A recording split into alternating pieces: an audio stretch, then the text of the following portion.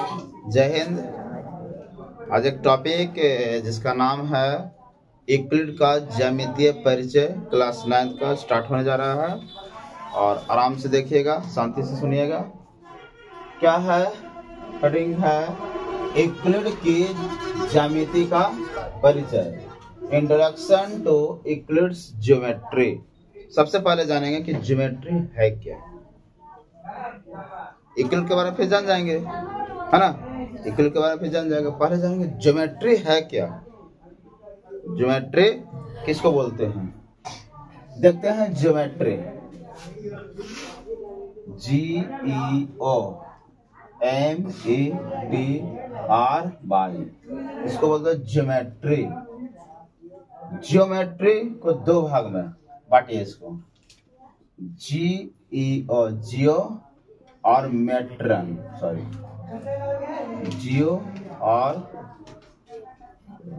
Matron, ये दोनों को मिलाया जाता है तब जाकर बनता है जियोमेट्री। इसमें जियो का अर्थ होता है भूमि,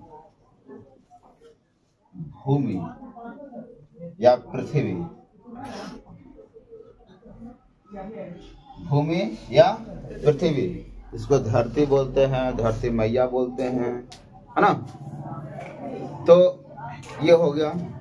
और मेट्र मीन्स होता है मापना।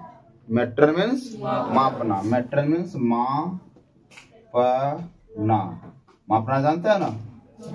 देखिए, ज्योमेट्री कहा गया है भूमि, जियो का मतलब भूमि और या पृथ्वी, मेट्र मीन्स मापना, यानी भूमि को मापना ही ज्योमेट्री कहलाता है, पृथ्वी को मापना ही ज्योमेट्री कहता है। अब माइंड में आ रहा होगा मापना, मापने से ही मतलब पता चल रहा है कि इंस्ट्रूमेंट की काम आएगी। मापने का मतलब ही इंस्ट्रूमेंट का काम आएगा, है ना। जिसमें जहाँ पे मापने वाली बात हो जाए वो सारे के सारे किस में आएंगे, ज्योमेट्री में आएंगे। देखिए, ये बताया जाता है कि ज्योमेट्री का सबसे पहले कहां से आया, तो मिस्र और बेबीलोन,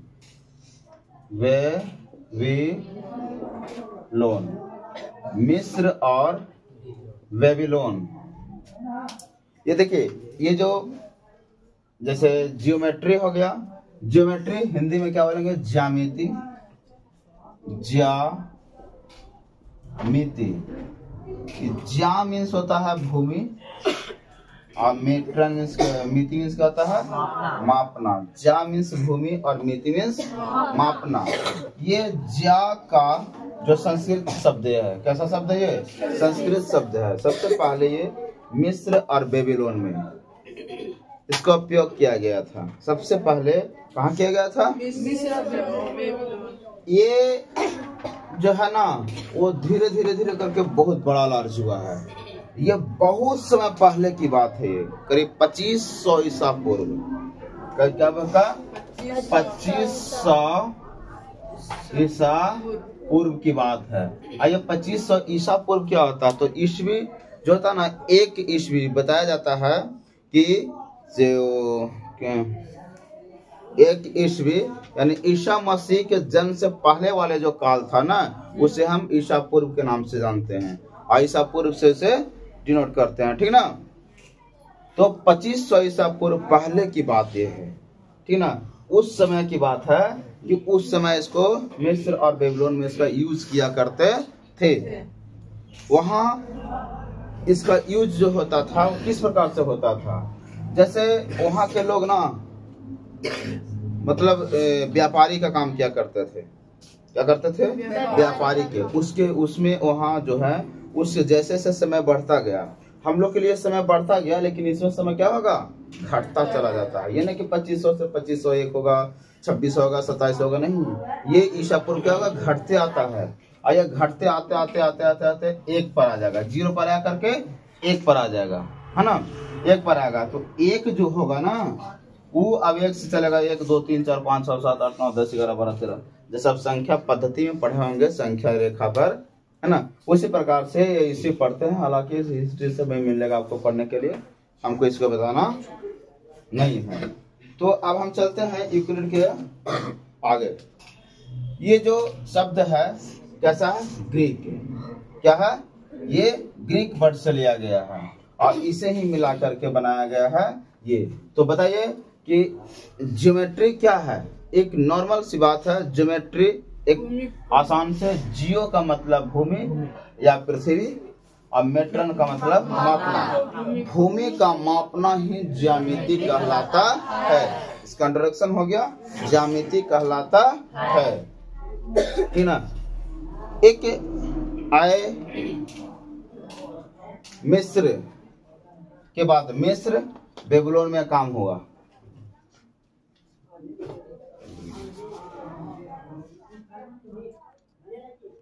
जैसा कि बताया क्या कि ये इसका निर्माण कहाँ हुआ था? पहले मिस्र बेबीलोन में।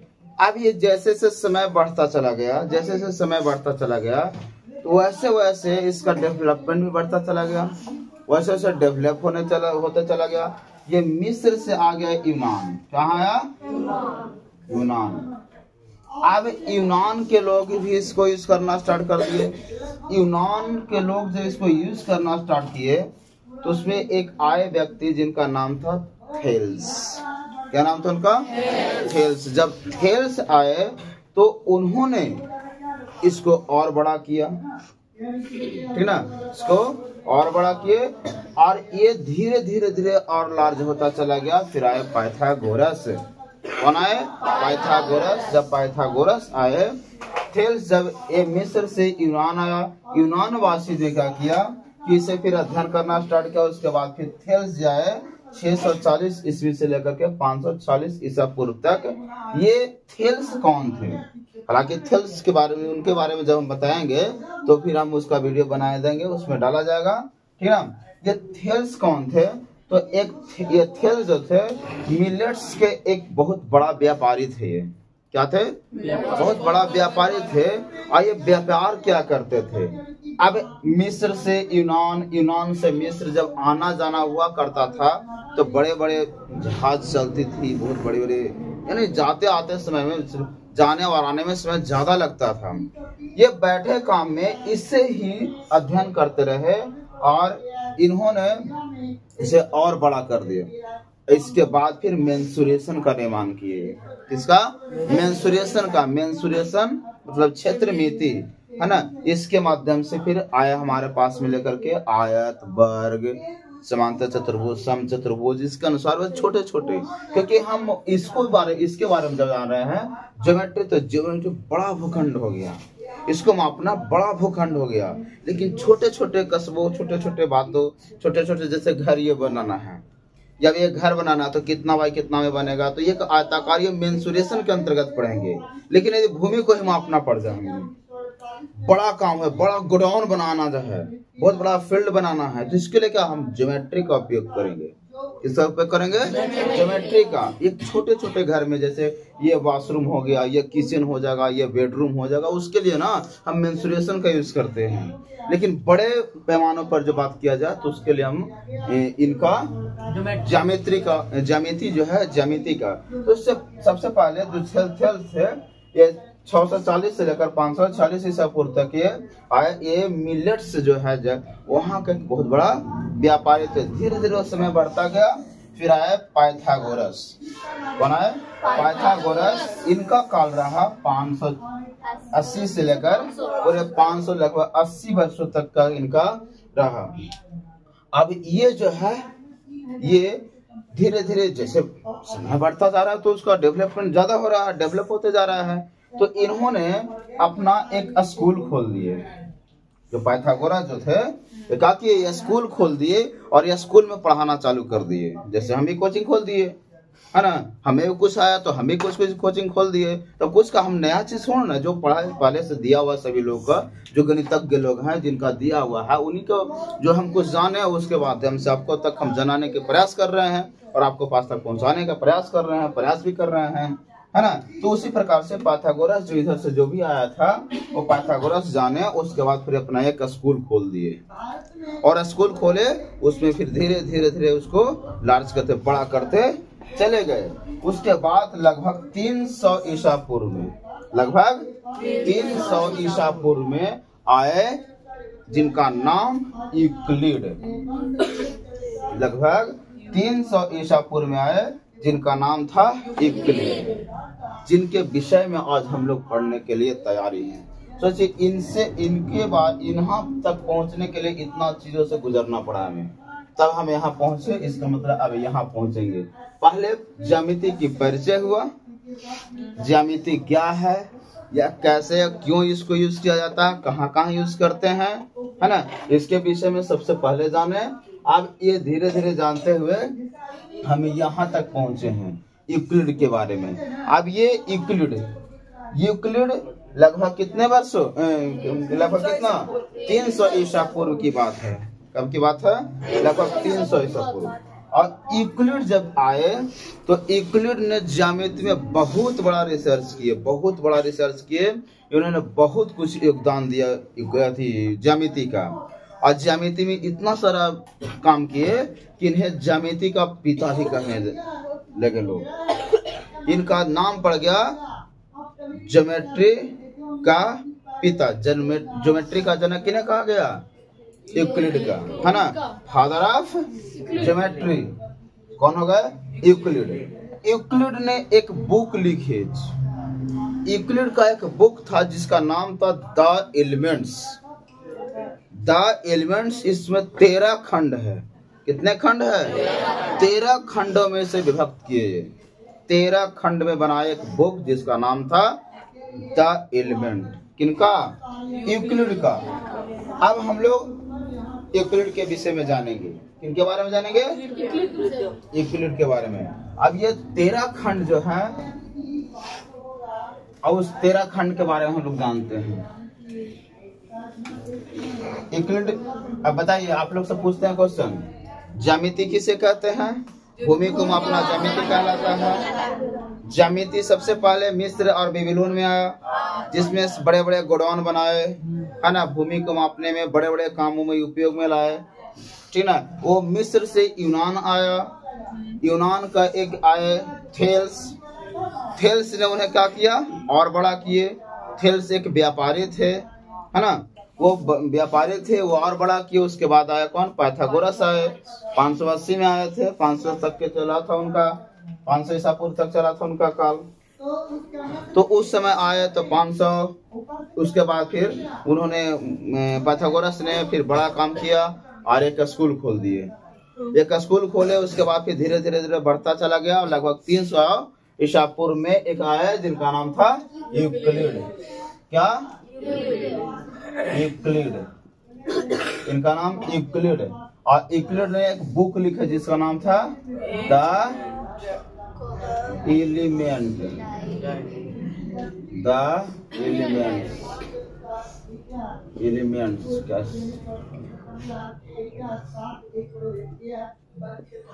द एलिमेंट्स, यूक्लिड जी का बुक आया द एलिमेंट्स। अब ये द एलिमेंट्स है, अब वो धीरे धीरे आगे आया। तो यूक्लिड जी का कहना था कि कुछ ऐसे है, जैसे हम किसी चीज का परिभाषा कर देते हैं, जैसे किसी चीज का परिभाषा देते हैं, जैसे किसी चीज का परिभाषा देते हैं, तो परिभाषा में कुछ ऐसा शब्द आता है जिसको खुद परिभाषित किया जाएगा। तो इनका कहना था कि एक परिभाषा दे रहे हैं, उसमें कुछ ऐसा भी शब्द आ गया जिसको फिर से परिभाषित किया जाएगा, तो उसमें भी कोई और शब्द आएगा। जो नया परिभाषा मिलेगा उसमें भी कोई शब्द आएगा। तो उस शब्द में, जैसे हम एक परिभाषा देते हैं, आयत किसे कहते हैं? तो आयत वह समांतर चतुर्भुज जिसके विकर्ण बराबर होते हैं। विकर्ण बराबर होते हैं, तो वो ऐसा समांतर चतुर्भुज। समांतर चतुर्भुज क्या है? अब समांतर चतुर्भुज की परिभाषा देंगे तो ऐसा चतुर्भुज जिसके आमने सामने की भुजा बराबर होते हैं और इसके विकर्ण बराबर नहीं होते हैं, तो ये विकर्ण क्या होगा? तो विकर्ण की परिभाषा देंगे, फिर उसमें भी कुछ ऐसा शब्द आएगा जिसको हम नहीं जानते हैं, या उसको भी परिभाषा देना पड़ेगा। तो ये जो बताए, ये जो यूक्लिड बताए कि ये जो हम बार बार उसको दोहराएंगे, सबके अंदर जाएंगे तो परिभाषा जाना पड़ेगा। तो इससे बढ़िया है कि कुछ फिक्स रहे। इनके द्वारा दिया गया कि ये फिक्स, ये होकर ही रहेगा, ये होता ही है, ठीक ना, ये रियली है कि यही होगा, ठीक ना। तो वो उससे बड़ा नहीं बल्कि छोटा और सिंपल साधारण से बात से उन्होंने बताया। तो इनके द्वारा दिया गया ये ज्यामितीय विषय, ज्यामितीय के आधार पर दो बार दो प्रकार से डाले, एक अभिगृहित में डाल दिए और एक अभिधारणा में डाल दिए, ठीक ना। एक अभिगृहित में डाल रहे और एक अभिधारणा में डाले। अब अभिगृहित अभिधारणा के विशेष जानकारी लेंगे। अब हालांकि वो उसको नेक्स्ट क्लास में दिया जाएगा, क्योंकि एक एक टॉपिक को जो भी पढ़ाया जाएगा आपको एक एक टॉपिक पढ़ाया जाएगा और एक एक टॉपिक को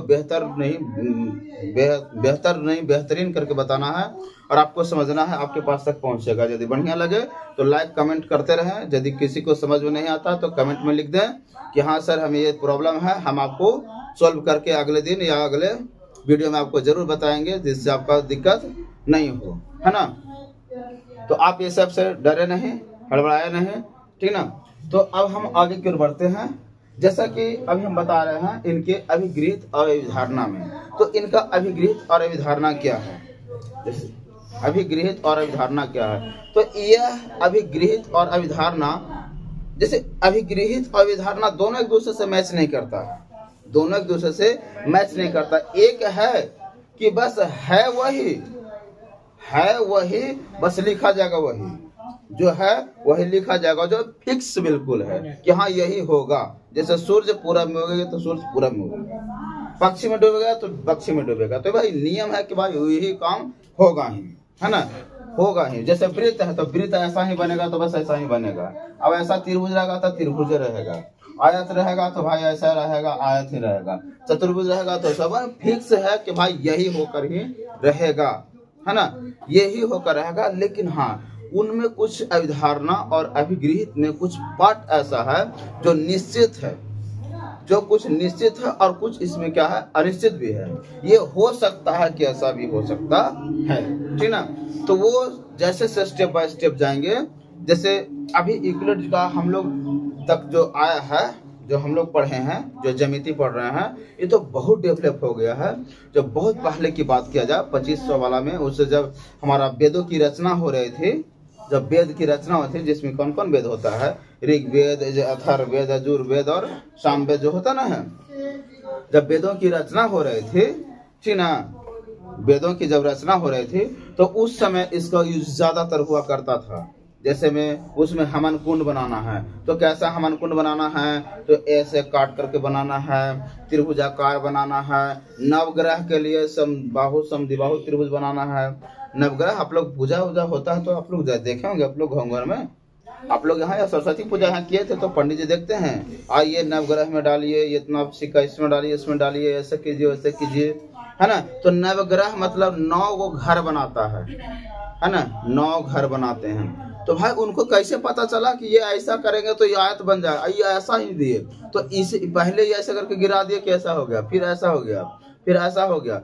जो अनपढ़ रहेगा उसको बोलेगा चरखूट है, तो चरखूट है, 4 फुट मतलब कि 4 को खुटा उसमें है, तो 4 भी कहाँ से आया भाई, उसी से आया, है ना। 4 भी आया तो कहाँ से आया, हमको उसी से आया है। तो इस विषय में पहले के लोग इसको यूज करते थे, लेकिन वही धीरे धीरे डेवलप करते करते आज हम लोग को यहाँ तक मिल गया है। वेदों की रचना हो रही थी उस समय बताया गया कि हवन कुंड बनाना है तो कैसा बनेगा, त्रिभुजाकार होगा तो कहाँ से आएगा, कहाँ से आएगा, ज्योमेट्री पार्ट ये है, कहाँ से है, ज्योमेट्री पार्ट है। नवग्रह बनाना है तो नवग्रह में ऐसा फिगर बनता है, इसमें ऐसा होता है, इसमें ऐसा होता है। तो उस समय लोग यूज किया करते थे। आज हम उसी चीज को आज भी हम यूज करते हैं, लेकिन आज हम लोग मॉडर्न कर लिए उसको, है ना, उसको क्या कर लिए, मॉडर्न कर लिए। अब मॉडर्न कर लिए तो उसमें क्या हुआ कि नए नए चीजों भी इन्वेंटमेंट हुआ। जब से मतलब थेल्स जी आए, फिर उसके बाद पाइथागोरस जी आए, उसके बाद फिर यूक्लिड आए। तो इन्होंने यूक्लिड ने तो और एक बुके डाल दिए जिनका नाम द एलिमेंट रहा, उसे खुद ही बांट दिए बड़े भागों में, उसे खुद बांट दिए बड़े भागों में, 13 भाग में हो गया। आइए आप लोग याद रखिएगा कि यूक्लिड के द्वारा दिया गया एक बुक था जिनका नाम क्या था, द एलिमेंट है। और इसे आप याद रखेंगे, है ना। ये 13 खंडों में है, कितना खंडों में है, 13 खंडों में है, ठीक ना। अब ये धीरे धीरे हम अभिगृहित और अभिधारणा की चर्चा की ओर हम बढ़ते हैं। ये जानेंगे कि अभिगृहित क्या है और अभिधारणा क्या है, ठीक ना। तो अभिगृहित और अभिधारणा की ओर चर्चा करते हैं। फिलहाल देखा जाए तो कल तक क्या बताए थे, यूक्लिड की ज्यामितीय परिचय से, यानी यूक्लिड कैसे आया, उससे पहले थेल्स के बाद पाइथागोरस, तब आया यूक्लिड लगभग 300 ईसा पूर्व में, है ना। उन्होंने एक बुक लिखा जिनका नाम क्या था, द एलिमेंट्स, है ना। अब यूक्लिड के कुछ परिभाषा है जो इस प्रकार से दिया हुआ है, आप लोग देख सकते हैं। जिसमें सबसे पहला परिभाषा है एक बिंदु, जिसको क्या बोलेंगे, पॉइंट। एक बिंदु, बिंदु मतलब पॉइंट, वह है जिसका कोई भाग नहीं होता। देखिए, कोई भाग नहीं होता। हम कल बताए थे अभिगृहित और अभिधारणा में हल्का सा गए थे, पूरा नहीं गए थे, आज उसको दिया जाएगा। देखिए, भाग कहने का मतलब क्या, भाग मतलब कोई क्षेत्र हो गया, कोई क्षेत्र या हिस्सा बोल सकते हैं इसको।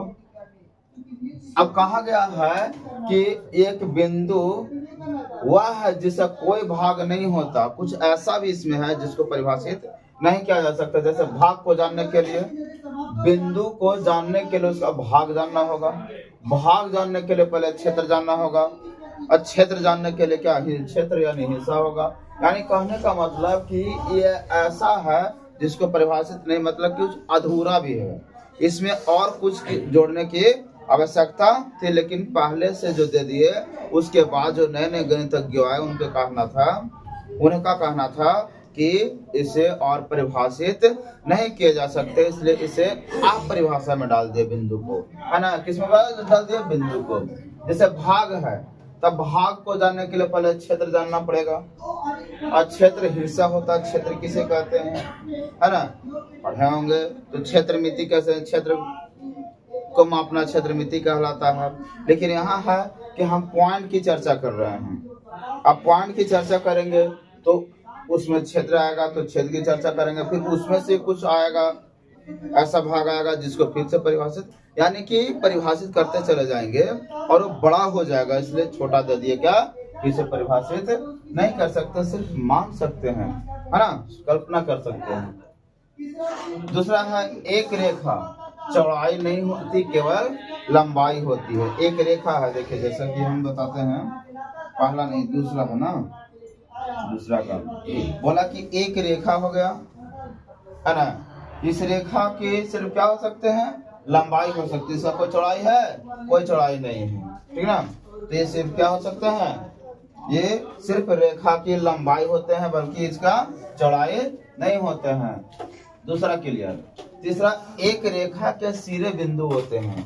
सिरा मतलब एक रेखा है, इसका सिरा कौन कौन हो गया, एक यहाँ और एक यहाँ होते हैं। जो सिरे जो होते हैं ना, है किनारे में, ये हो गया और एक यहाँ हो गया।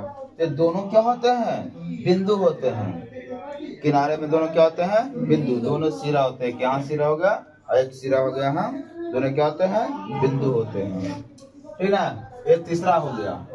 चौथा कहता है एक सीधी रेखा, ऐसी रेखा है जो स्वयं पर बिंदुओं के साथ सपाट रूप से स्थित होता है। सपाट मतलब चिपका, ठीक ना, चिपका होता है। अब एक रेखा बनाए हैं, कहना का मतलब है एक सीधी रेखा ऐसी रेखा है जो स्वयं पर, किस पर, स्वयं पर, रेखा खुद अपने आप पर, रेखा स्वयं पर बिंदुओं के साथ सपाट रूप से स्थित होती है। किसके साथ, बिंदुओं के साथ में कैसा, सपाट रूप से स्थित होते हैं। अब एक रेखा है, इस रेखा की चर्चा की जाए तो इस रेखा पर देखिए कि दो अंत बिंदु एक रहा, उसी प्रकार से और भी बिंदु होंगे। यानी कहने का मतलब इसमें एक रेखा बनाने के लिए असंख्य बिंदुओं का यूज किया होगा और सारे बिंदुओं को मिलाए होंगे तो एक रेखा बना होगा। ऐसा थोड़ा ना, एक रेखा है तो ऐसे भी लिख सकते हैं, बहुत क्लोज भी लिख सकते हैं, इसको नहीं बता सकते हैं कि एक रेखा बन गया। इस पर आगे दे दीजिए, ऐसे से जहाँ पे गैप है उस जगह पर दे दीजिए, एक रेखा बन गया, ये एक रेखा बन जाएगा। कहता है कि एक रेखा पर बहुत सारे बिंदु भी हो सकते हैं। फिक्स है क्या, ये फिक्स है कि ऐसा ही होगा। जैसे कल हम बताए थे कि ये फिक्स है कि सूर्य पूर्व में ही उगेगा, है ना, और पक्ष में ही अस्त होते हैं, है ना। तो वही है, यहाँ फिक्स है कि एक रेखा पर एक सीधी रेखा ऐसी रेखा है जो स्वयं पर बिंदुओं के साथ सपाट रूप से स्थित होते हैं। एक रेखा पर बहुत सारे बिंदुएं होते हैं। नेक्स्ट क्या वाला है? 5। एक पृष्ठ वह है जिसका केवल लंबाई और चौड़ाई होता है। पृष्ठ मान सरफेस है ना, पृष्ठ जिसमें क्या होता है? सिर्फ लंबाई और चौड़ाई होते हैं। जैसे ऐसा हम बना देते तो क्या हो गया? ये लंबाई होगा, ये क्या हो गया? ये चौड़ाई हो गया। ये लंबाई हो गया, ये क्या हो गया? चौड़ाई हो गया। तो ये जो भाग हो गया क्या बन गया? ये सरफेस बन गया। क्या बन गया? सरफेस बन गया, जिसको हम पृष्ठ बोलेंगे, है ना। तो कहा गया कैसे? एक पृष्ठ वह है जिसकी केवल लंबाई और चौड़ाई होती है। लंबाई हो गया और ये क्या हो गया? चौड़ाई हो गया। तो लंबाई और चौड़ाई जब मिल गया तो क्या बना दिया? एक सरफेस का निर्माण कर दिया, एक पृष्ठ का निर्माण कर दिया। और ये कंफर्म है कि ये होता ही है ना। अब आते हैं छठा, पृष्ठ के किनारे रेखाएं होती है।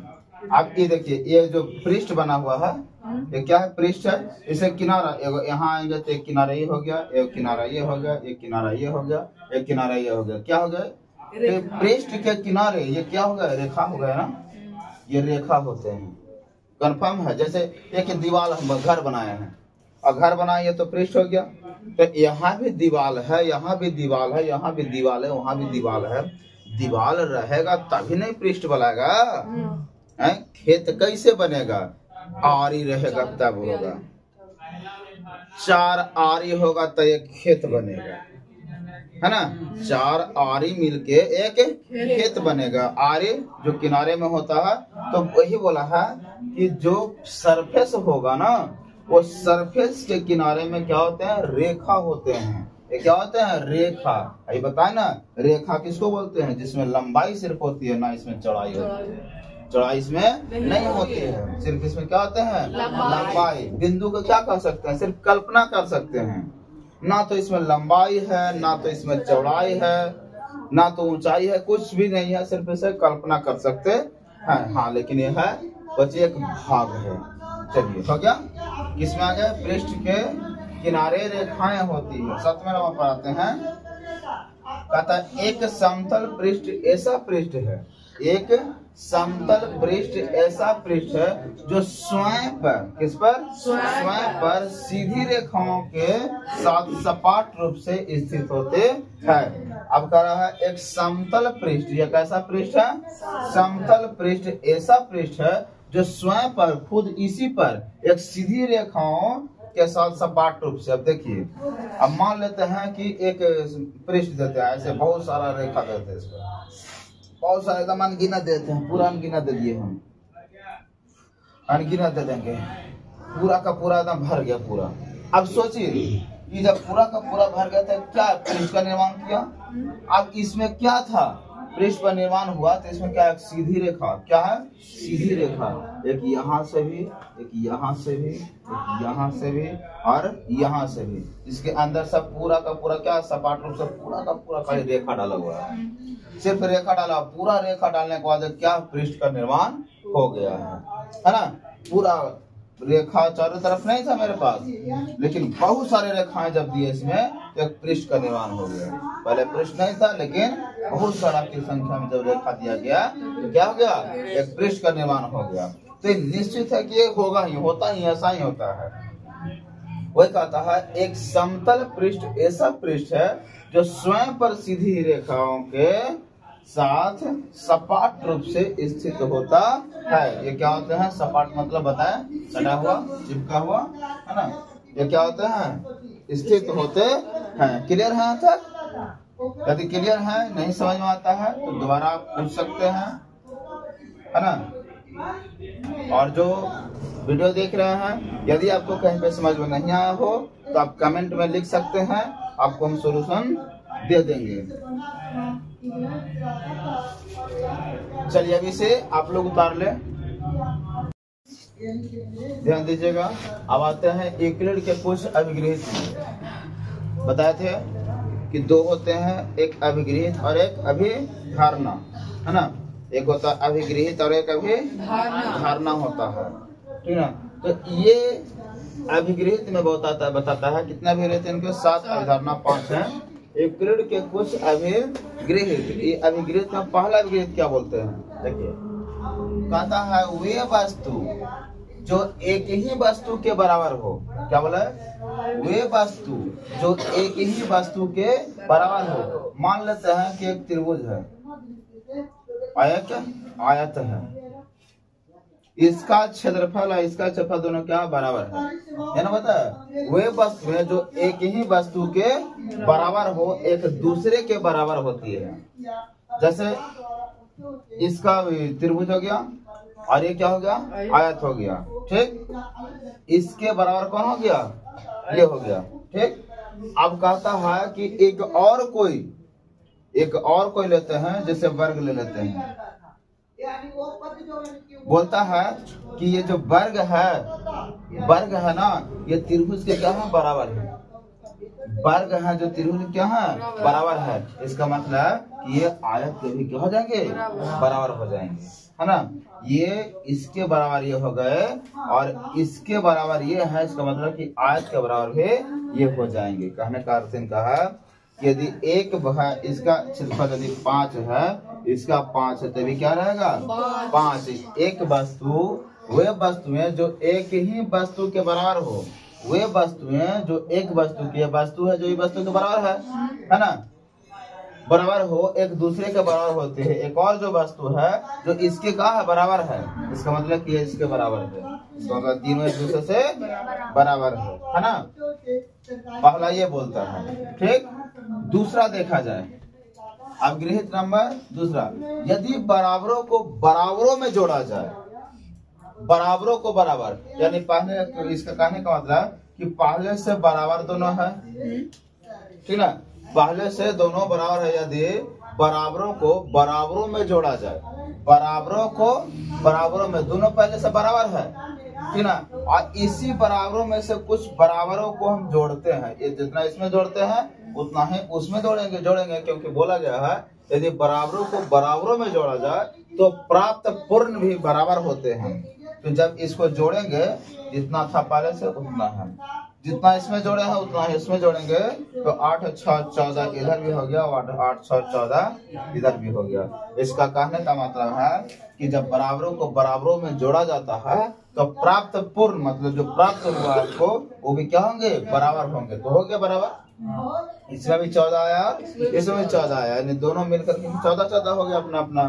तो एक दूसरे क्या होते हैं, बराबर होते हैं। क्या बोले कि यदि बराबरों को बराबरों में जोड़ा जाए तो प्राप्त पूर्ण भी बराबर होते हैं। प्राप्त पूर्ण भी क्या हो गया, बराबर। अब जस्ट उसी का उल्टा आ जाइए, यदि बराबरों को बराबरों में घटाया जाए, यदि बराबरों को बराबरों में घटाया जाए, अब जहाँ जो जोड़ कर रहे थे यहाँ क्या कर देंगे, माइनस कर देंगे, तो प्राप्त पूर्ण भी बराबर होंगे। तो प्राप्त शेषफल भी क्या होंगे, बराबर होंगे। तो प्राप्त शेषफल, इसको भी 2 आ जाएगा, इसको भी 2 आ गया, दोनों क्या हो जाएंगे, बराबर हो जाएंगे। इनका कहना था कि यदि बराबरों को बराबरों में जोड़ा जाए तो प्राप्त पूर्ण भी बराबर होंगे, और यदि बराबरों को बराबरों में से घटाया जाए तो उसका प्राप्त पूर्ण भी बराबर ही होगा, ठीक ना। ये अभिगृहित नंबर तीसरा था। अब अभिगृहित नंबर चौथा की बात करते हैं। कहता है वे वस्तुएं जो परस्पर संपाती हो। क्या हो, संपाती। संपाती का मतलब क्या होता है, संपाती का मतलब क्या होता है, पाती में पाथ, एक ही रास्ता से जाना, समान। जो जैसे यहाँ से देखिए, एक सपोज लेते हैं, जैसे ये अंगुली है, ठीक है, ये हाथ हो गया, ये हाथ हो गया, और दोनों क्या हो गए, देखिए संपाती हो गए, दोनों जा रहे तो साथ साथ जा रहे हैं। अरे किसी और आपका किसी का लेते हैं तो मेरा बड़ा हो जाएगा या आपका बड़ा हो जाएगा, तो फिर आगे पीछे छोटा बड़ा हो जाएगा। तो नहीं, ये नहीं बोल रहा है, सीधा सीधा बराबर। क्या है, संपाती। ये वस्तुएं जो परस्पर संपाती हो, क्या हो, परस्पर संपाती हो, एक दूसरे के बराबर होती है। जितना ये है उतना ये है, दोनों संपाती है तो दोनों एक दूसरे क्या है, बराबर हैं। यदि हम आपके हाथ को लाएंगे और मेरे पर रखेंगे तो क्या होगा कि आप, मेरा तो बड़ा चौड़ा हो जाएगा या बड़ा हो जाएगा, और आपका आएगा तो छोटा हो जाएगा। तो संपाती हुआ नहीं, संपाती हुआ इसका मतलब कि वो दोनों बराबर हो जाएंगे। क्या हो जाएंगे? बराबर हो गए। तो एग्जांपल के लिए आप एक बुक लाइए, एक बुक लाइए और एक और बुक लाइए। देखिए स्टूडेंट फ्रेंड का बुक है, 9th class, doctor KC. Sinha का बुक है। हम इसी बुक से पढ़ाते हैं और ये बहुत स्टैंडर्ड बुक है, ठीक ना। देखिए अब ये दोनों बुक हो गया। अब ये भी जितना बड़ा ये बुक है उतना बड़ा ये है, क्योंकि एक ही पब्लिकेशन का है और एक ही बुक है, ठीक ना। तो इसको इसके ऊपर हम रख दिए, दोनों क्या हो गए? बराबर हो गए। दोनों पहले से क्या थे? संपाती थे। क्या थे? संपाती थे। वही बताया, वे वस्तुएं जो परस्पर संपाती हो, यदि ये संपाती हो तो ये दोनों क्या हो जाएंगे? बराबर हो जाएंगे। यानी जितना वेट इसका उतना वेट इसका, जो क्वालिटीज में जो क्वालिटीज में, जो रेट इसका जो रेट इसका, है ना। कहीं रेट में हो सकता है वेरी कर सकता है, कहीं किसी को नया प्रिंट में ज्यादा दे दिया, किसी को कम दे दिया, वेरी कर सकता है, ठीक ना। लेकिन बोला क्या? संपाती हो तो क्या रहेंगे? बराबर होंगे, ठीक ना। फिर बोला है पूर्ण अपने भाग से बड़ा होगा। पूर्ण अपने भाग से बड़ा होगा। अब पूर्ण अपने भाग से बड़ा होगा, जैसे किसी भी संख्या को पूर्ण मान लेते हैं कि हम किसी संख्या को जोड़ते हैं, 6 + 2 जोड़ेंगे तो कितना हो गया? 8 हो गया। क्या हो गया? 8 हो गया। अब ये 6 को देखते हैं और ये 2 को देखते हैं, क्या होता है? पूर्ण अपने भाग से बड़ा होगा। तो पूर्ण ये हो गया, अपना भाग, ये दोनों भाग ना हो गया। अब इसको से तो बड़ा है, प्रश्न देखा जाए तो 6 से बड़ा नहीं 8 है, 2 से बड़ा 8 है ना। ये कंफर्म है कि ये बड़ा ही होगा। जो पूर्ण जो आया है वो अपने भाग से क्या होंगे? बड़ा होंगे। जैसे मैं एग्जांपल लेते हैं, जैसे आपके पिताजी हैं, आप हो गए और आपके भाई हो गए। जैसे पिताजी का उम्र हम 50 वर्ष की अवस्था लगाते हैं और आपका उम्र है 30 वर्ष है। आपके भैया का उम्र हो गया जो 20, आपके भाई का उम्र हो गया जो 20 वर्ष हो गया। आज दोनों को उम्र को जोड़ दिए तो बाबूजी के उम्र के बराबर हो गए। अब देखिए, अब पर्सनली लिया जाए, स्पेशल लिया जाए तो आप से भी बड़ा है पापा की नहीं? आपके भाई से भी बड़ा पापा है। इसका मतलब कि जो पूर्ण है ये दोनों भाग से क्या होते हैं? बड़ा, है ना। दोनों भाग से क्या होते हैं? बड़ा। तो ये वाला पूर्ण अपने भाग से बड़ा होता है। क्या होगा? 5वां। 6ठा देखते हैं, एक ही वस्तुओं के दुगने परस्पर बराबर होते हैं, है ना। देखिए, एक ही वस्तुओं के दुगने परस्पर बराबर होते हैं। कैसे? एक सपोज लेते हैं, मान लेते हैं कि हम 1 kg चीनी लिए। कितना लिए? 1 kg चीनी लिए। अपने दुगने के क्या? एक ही वस्तु के दुगने। अब इसका दुगना करते थे, 2 से मल्टीप्लाई करते हैं तो 2 किलो ले लिए चावल ले लिए। क्या ले लिए? चावल ले लिए। एक ही वस्तुओं के दुगने, एक ही वस्तुओं के दुगने। एक और लेना है हमको, मानते हैं दुगने। इसका कितना लेंगे? दुगना ना। हमारे 2 किलो का लेंगे, आलू ले लेंगे। क्या ले लेंगे? आलू ले लेंगे। एक ही वस्तुओं के दुगने परस्पर बराबर होते हैं। इसका दुगना ये हो गया और इसका दुगना ये हो गया। हो गया तो दोनों आपस में क्या हो जाएंगे? बराबर हो जाएंगे। हो जाएगा ना। बोला 1 kg चीनी, है ना। 1 kg चीनी, केजी छूट गया है तो अपना समझ जाइएगा इसको, है ना। एक ही वस्तुओं के दुगने, एक वस्तु ये हो गया, इसका दुगना ये हो गया, एक वस्तु ये हो गया, उसी का दुगना आलू हो गया। चावल भी 2 kg और अब हम भाई 2 kg क्यों लिए? तो यहाँ हम यदि 5 लेते हैं तो 10 kg लेना पड़ेगा, यहाँ भी 10 लेना पड़ेगा। क्यों? क्योंकि बोला है कि एक ही वस्तुओं के दुगने, मतलब जितना केजी इसको लीजिए उसके बस 10 दुगना कर दीजिए। क्या कीजिए? दुगना कीजिए। जो दुगने होंगे वो आपस में क्या होंगे? दुगने परस्पर बराबर होंगे। यदि हम इसको दुगना लिए हैं तो क्या होगा? ये वाला दोनों क्या पार्ट होंगे? बराबर हो जाएंगे, ठीक है। देखिए, 6ठा हो गया। अब 7वां, एक ही वस्तुओं के आधे। एक ही वस्तुओं के आधे मतलब ये इतना हो गया, इसका आधा ये हो गया और इसका आधा ये हो गया, है ना। वस्तुओं के आधे परस्पर बराबर होते हैं। तो आधा किलो ये चावल हो गया, आधा किलो आलू ये हो गया। तो चावल और आलू क्या हो जाएंगे? बराबर। आप कहेगा सर आलू इतना बड़ा होता है, और चावल सर उतना छोटा होता है। भाई आपको ये बता रहा है आपकी जो उसका क्वांटिटी है ना उसको बता रहा है, जो उसका वजन है उसको बता रहा है कि 2 केजी या 4 केजी आपके पास ये है तो 4 केजी जो भी है यदि तराजू पर रख देंगे, तराजू जिसको तोलते हैं, 4 केजी चावल यहाँ रख देंगे, 4 केजी चीनी यहाँ रख देंगे, तो ऐसा थोड़ा ना या 4 केजी आलू रख देंगे तो आलू ज्यादा भारी होकर नीचे हो जाएगा, चावल ऊपर हो जाएगा, ऐसा होगा नहीं। दोनों के क्या रहेगा, बैलेंस रहेगा, बना हुआ बिल्कुल बराबर रहेगा ना बराबर। क्यों रहेगा, क्योंकि दोनों का वजन सेम है। भाई नाम अलग अलग है, उसके आकार अलग अलग है, वो अलग बात है, लेकिन दोनों का वजन क्या है, सेम है। यही बताया है। एक ही वस्तुओं के दुगने परस्पर भी क्या होते हैं, बराबर होते हैं, और एक ही वस्तुओं के आधे परस्पर क्या होते हैं, बराबर होते हैं। एक ही वस्तुओं के आधे क्या गए, परस्पर बराबर। ये हो गया यूक्लिड के अभिगृह। अब हम बताते हैं अभिधारणा। ध्यान दे, किसी को दिक्कत हुआ हो नहीं, यदि आपको भी दिक्कत होता हो तो आप जरूर कमेंट करें, कमेंट में आपको तुरंत बताया जाएगा, समझाया जाएगा, ठीक ना।